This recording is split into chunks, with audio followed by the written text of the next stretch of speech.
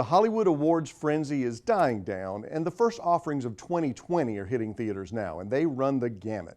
From Kristen Stewart channeling her inner tank girl in Underwater, a hot mess of a movie reminiscent of Leviathan and Deep Star 6, but not nearly as good.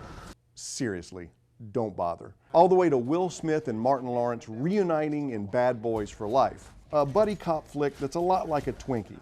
It's quickly and easily consumed with no redeeming nutritional value, and frankly embarrassing to admit that you like it if you're beyond the age of 12. But there are a couple of really good movies that are well worth your time and money. We're going to talk about one of them today, Guy Ritchie's The Gentlemen.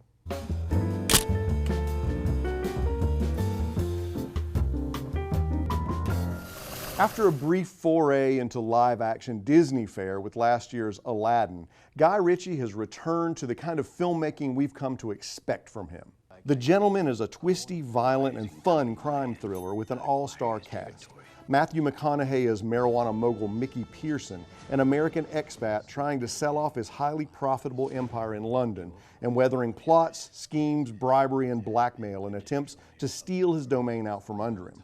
Hugh Grant's Fletcher is a dirty PI bent on blackmail who serves as kind of a storyteller and is frankly one of the most interesting homosexual characters I've ever seen on film. That is a useful bit of plant then, isn't it? So that heats up your knees and cooks at the same time.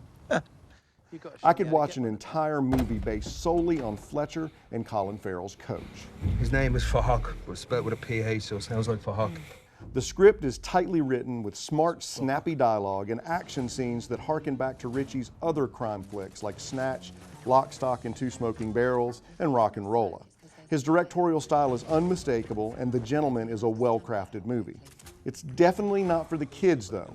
It carries a hard R rating, shockingly violent and profusely profane.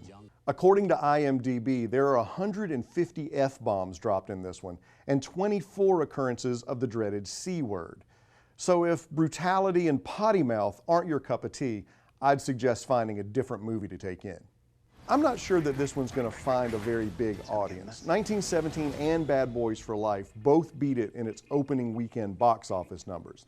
But if you can get past the profanity and violence, The Gentlemen should be high on your watch list. There's only one rule in this jungle. When the lion's hungry, he eats.